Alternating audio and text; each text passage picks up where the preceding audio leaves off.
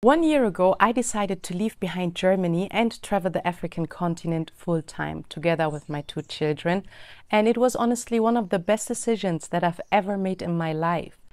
It was a truly humbling experience and has forever changed me as a woman, as a mother, and especially my time in South Africa and my experience there has changed my understanding about my own country, Ethiopia. And that is why I decided to record this video, because I feel there's so much that Ethiopians can learn from South Africans, especially my time in Orania, which is a whites-only separatist town, or let's say Afrikaners only town. And the video that I recorded about my experience and the responses that I got afterwards from South Africans has helped me to understand what is the major issue in Ethiopia. And so I want to send my gratitude and appreciation towards all South Africans who took their time to comment and share their perspective with me. If you're interested, I will link it in the end of this video. And I must say, we don't always have to agree with each other, right? But I really learned a lot from you. And that's why I want to say thank you. And I feel Ethiopians should listen up closely today.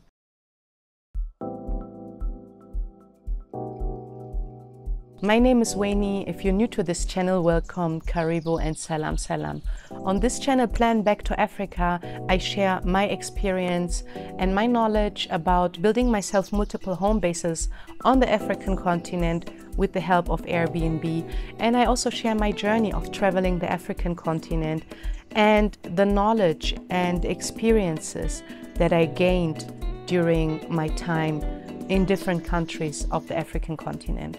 Now, without any delay, let's dive straight into today's topic. But before we dive in, let me clear one thing up. Please, let's refrain from using the word tribes to name African societies. And accordingly, let's also refrain from using the word tribalism to make sense of the ethnic conflicts that we see in many parts of Africa, and especially in Ethiopia. I cannot even count how many times people have called me a tribalist for simply embracing my cultural and ethnic identity. By naming Africans who embrace their ethnic cultural identity as tribalists, you are perpetuating 19th century evolutionary and racist theories. For over a century, the term tribe has been used by Western scholars and Western media to simplify the complexities of non-Western societies and to promote racist conceptions of African societies as primitive and savage. You know, during apartheid in South Africa, the term tribe was used to delegitimize resistance movements, branding them as primitive and disorganized. I mean, ask yourself, why is it that we speak of such groups in the West of societies, while in modern Africa, both small groups and large diverse populations are labeled as tribal? And sadly, even us Africans have embraced this term that is alien to our indigenous languages, right? So we cannot use the language of the colonizer to describe ourselves. That is not the right way to make sense of us and also of the problems that we have on the continent. That really is a really misleading approach towards naming and understanding the conflicts on the African continent. Having said that, I want to speak about the ridiculous and shameless and outrageous claim that some Ethiopians make about the federalist system in Ethiopia, calling it an apartheid system. That's an insult to all the victims and people who died from apartheid. To understand why this is an outrageous claim, it's important we understand what the federal system in Ethiopia is and why it was introduced. So, before the introduction of the federal system, Ethiopia was a centralist state. It was an imperial state until 1974, and then it was a socialist dictatorship until 1991. And at its core, it was an assimilationist policy that tried to create a pan-Ethiopian national identity based on Amhara supremacy. Amharic was the only language that was officially recognized. And the different ethnic societies and historically marginalized groups, they were not allowed to speak their own language at court. And primary education was only possible in Amharic. And if we use common sense, what happens when you try to strip people of their basic rights? Basic rights like embracing their cultural identity, basic rights like indigenous land rights over their land, resistance. And so starting from the 40s, there were different ethnic-based liberation groups who resisted this policy of assimilation and the Amhara identity that was imposed upon them after conquest. And so in 1991, imagine 27 ethnic-based armed liberation groups overthrew not only the government, but also the system of cultural assimilation. And they introduced a new system that is the multinational federalist system. And what they basically achieved was the manifestation of the idea of a pluralistic Ethiopia that is not only home to multiple nations, but that recognizes their sovereignty as well. So for the first time, children were allowed to get primary education in their native language, and people received for the first time land rights over their indigenous land. And besides that, they received autonomy. And so this is the concept behind and the idea behind the multinational federalist state. While the TPLF, who was at the forefront of these different armed liberation groups and of designing this multinational federalist system, went a long way in recognizing and acknowledging the identities, the diverse identities and the land rights of the people. At the same time, they also committed many human rights abuses, installed satellite parties in all over Ethiopia, and they basically also centralized power. Even though it looked like a federalist system, they centralized power among themselves. So the political elite from Tigray that was in the TPLF, they amassed a lot of power in different sectors like the military, economy. And so that, of course, outraged many people. And there were also societies in Ethiopia that were discriminated. There were a lot of issues, but still they went a long way in recognizing the indigenous people's rights and existence as a people. And so to claim that the multinational federalist system is an apartheid state is outrageous, because if we look at South Africa, what apartheid actually was, it was the complete opposite. The Afrikaners who implemented the system of apartheid in South Africa recognized only two official languages, which were Afrikaans and English. Mind you, the students in Soweto, the children and the youth, protested in the 70s because they were forced to speak Afrikaans in school.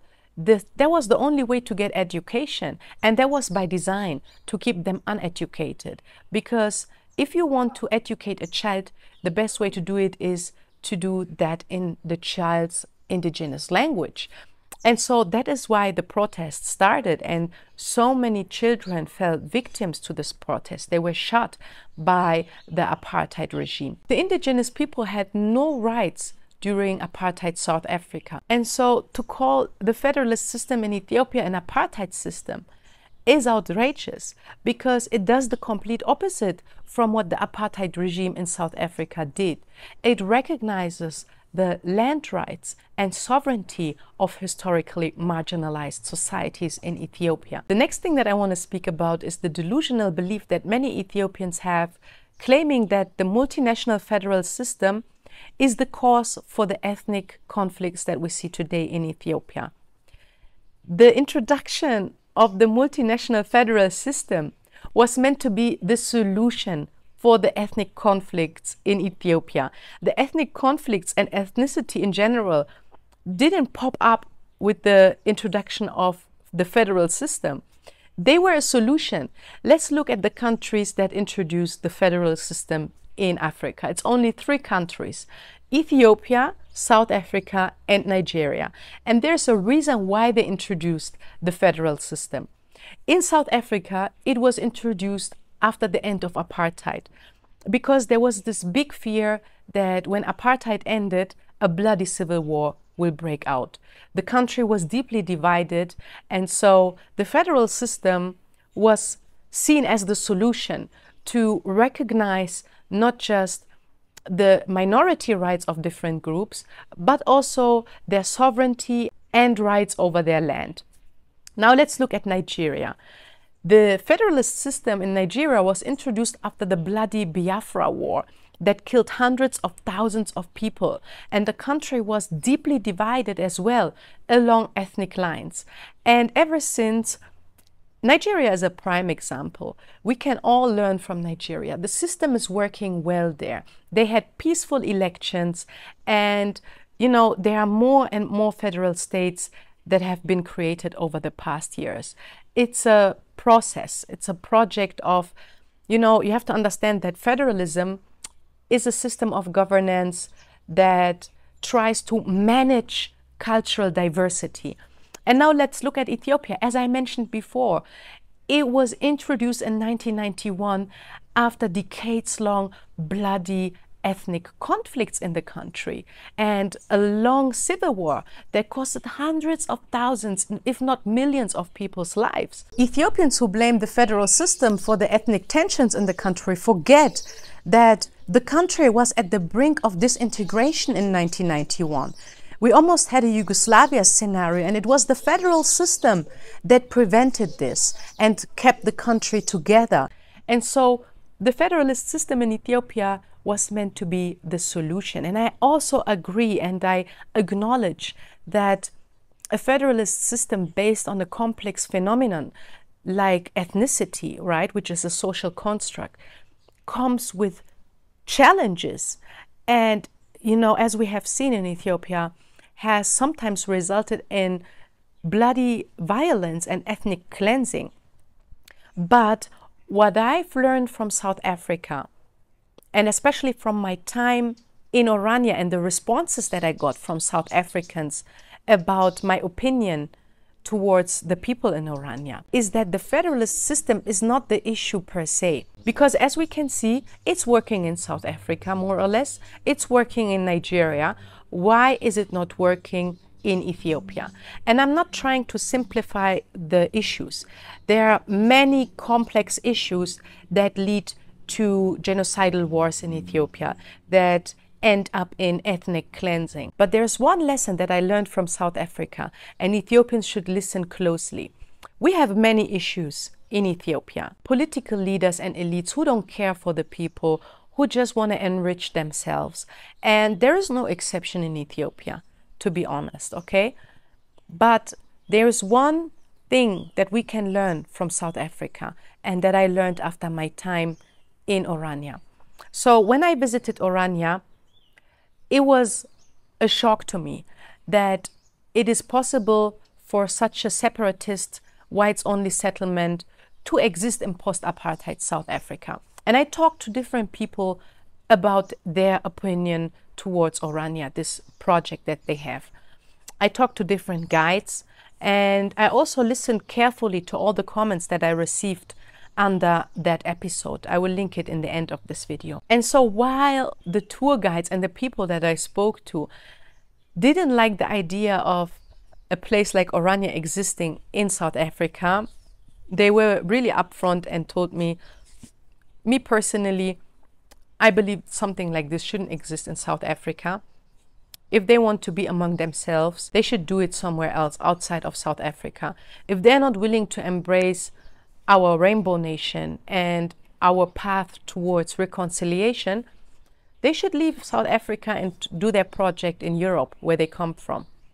But we have one principle they explained to me, and it was repeatedly stressed and highlighted by every guide and every person that I spoke to. After apartheid South Africa, there was this principle that everyone has the right to associate or dissociate themselves from society. And so the people of Orania decided to dissociate themselves from society. And that is their right. According to the Constitution of South Africa, the Afrikaners were recognized as an ethnic minority group. That gives them, by international law, the right to self-determination. And all they are doing is making use of that law. They said, okay, we are out. They saw after apartheid ended that their time was up. And thanks to courageous and amazing leaders like Mandela, who embraced forgiveness and preached the right to everyone that they can associate or dissociate from society, the country didn't end up in a bloody civil war. Many Afrikaners embraced the ideal of a rainbow nation and equal rights for everyone, while some Afrikaners decided we are out, we are building our own town, we are introducing our own currency, and we will preach our own values to our children. That's what they did, right? So they built the separatist town, and people seem to be okay with that. Of course, there are some people who told me in the comment section, South Africans, that they hate the idea of a place like Orania existing in South Africa, but it's their right. We don't bother about them. They should stay in their dusty desert. And as long as they abide by the rules, which they do, you can go and visit Orania. And I didn't experience discrimination. I was actually welcomed and the people were very friendly. So as long as they abide by the rules, most people in South Africa don't have a problem with that. They don't mind them because they are acting according to the South African law and constitution. And here is the big lesson that I learned out of the response and South Africans sharing their perspective with me. I'm ultimately grateful and I appreciate South Africans taking that time to share their perspective with me. It took me a long time to process that and to reflect about it and understand that this is one of the core issues that we have in Ethiopia. Now let's look at Ethiopia and what I've learned out of this mindset of accepting dissonance in South Africa, accepting that people don't agree and tolerating some society's decision to dissociate themselves from society. When our current Prime Minister came into power, and it was not just our current Prime Minister, but also many individuals in Ethiopia, he preached an idea of Ethiopia of unity. Let's leave behind the painful past. Let's come together as one. He established a new political party that embraces this vision of one Ethiopia based on one national identity, which showed the signs of imaginaries and values that were from the imperial past, where assimilation, especially cultural assimilation, was at the core of this idea. And so he allowed everyone to join, to be part of this movement of establishing a new Ethiopia where everyone is one and where unity is the key. But those who refuse to join these new values and ideals and political party in extension, they are the enemy of Ethiopia and they need to be destroyed. They are the cancer and the threat to our nation. And it was this very violent and exclusionary narrative and idea that many people had a problem with, because in a multinational state like Ethiopia, there are people who have different values, ideologies, and that have a different vision for Ethiopia. And so it was like a very violent attempt to unite everyone. This extreme binary thinking, if you're not with us, you're against us, then you are the cancer of Ethiopia, then you need to be eliminated. And that is exactly what happened in 2020, when the TPLF, the party that is ruling the Tigray region in northern Ethiopia, decided, no, we are not going to join, because they had a different vision of Ethiopia, the vision that they have introduced in 1991. So the leaders of the TPLF party refused to join this new political party and this idea of a unitary state, of the idea of one Ethiopia based on one national identity, because they have fought so hard together with others. There were so many who were actually against this new vision of one Ethiopia, because, as I said, they have sacrificed so much to bring to life this vision of a pluralistic Ethiopia, you know, that recognizes the sovereignty of the indigenous people and their land rights. And basically, the decision of the TPLF was their constitutional right. However, because of this violent thinking that if you're not with us, then you are against us, then you are the enemy and the cancer of Ethiopia and need to be eliminated. That is why this war was so violent and so genocidal. When the genocidal war against the Tigray region broke out, many people tried to fool the international community by claiming it is a law enforcement operation. And later, when it got really violent, they blamed the West. They claimed that it was the West's attempt to destabilize Ethiopia. But the reality is that the war, the genocidal war against the Tigray region, was an attempt to accomplish by force and through violence and genocide what could not be accomplished peacefully and democratically, because it is against the wish of the vast majority of the Ethiopian people. And there was heavy resistance against this new state project, not just in the Tigray region, where the focus was mainly on the Tigray region because of the extreme violence that was also unleashed upon the civil society. There was ongoing resistance that has already started a year before the war in Tigray in the Orania region and in other parts of Ethiopia. There is a lack of competence of handling dissonance and disputes, and that is what I learned from South Africa, that people were very respectful towards the decision of some societies. If they want to dissociate, it's okay. It's their constitutional right. And basically, when the TPLF decided, no, we don't agree with this new vision, it was their constitutional right. But instead of accepting their decision, a genocidal war was declared. And not just against the TPLF, but against the entire Tigrayan population. Every single Tigrayan, whether you're a child, a small girl, a priest, a nun, women, young men, they were all seen as terrorists and as the cancer of Ethiopia. And that is what allowed this massive genocidal violence to happen. But still, despite the fact that the violence was directed towards civilians, despite the fact that cultural heritage sites were attacked and destroyed, mosques, churches were targeted, priests and nuns were killed, women and children were raped, people were claiming that it's a war against the TPLF and not against the Tigrayan people. This reminds me on the current genocidal war that Israel is committing in Gaza against the Palestinians. And so that was my biggest learning. I know that there were many issues that led to the genocidal violence, like, for instance, hate speech.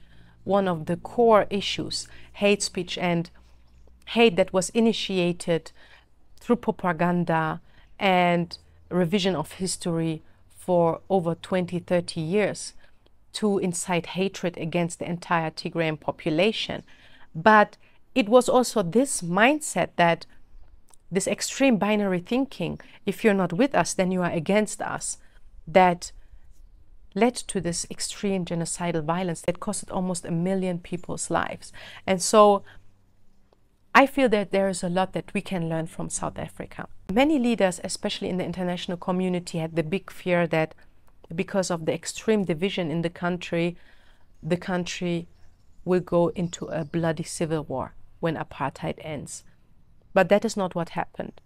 Thanks to courageous leaders like Mandela, who preached forgiveness, who highlighted the importance and preached the importance to respect the constitutional rights of every society, whether they want to associate or dissociate from society.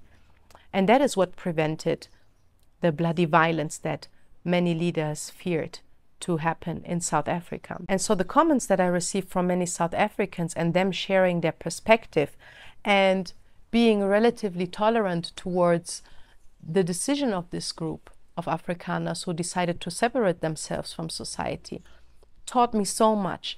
It taught me that it's okay that we don't always agree. That is normal. Even brother and sister, husband and wife, do not always agree. And talk less of a society like Ethiopia that has more than 100 million people, right? It's normal that we cannot always agree.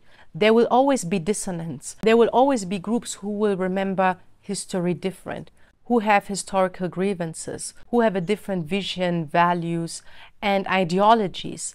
But we need to learn to live together. We need to learn to solve our issues without using violence. And so, yeah, that was my big lesson.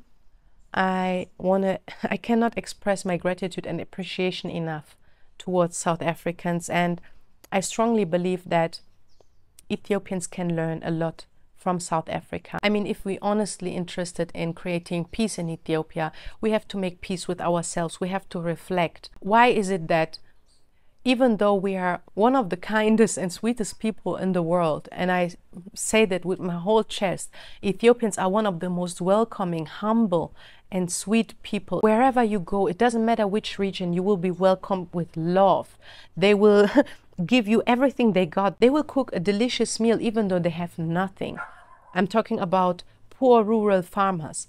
I'm talking about, you know, the people. They are loving, they are welcoming. So ask yourself, why is it that we experience so much violence in our country? Even though we are so kind and so loving, that's the big paradox for me. And I think I understood what the core issue is, that we have an extreme binary thinking, and nobody is excluded from that. There's always this, either you are with us or you are against us, and we need to get rid of this. That's it for today. Thanks a lot for watching. I hope you found some value in this episode. Let me know what you think in the comments. Each one teach one, and I look forward to see you next time. Bye.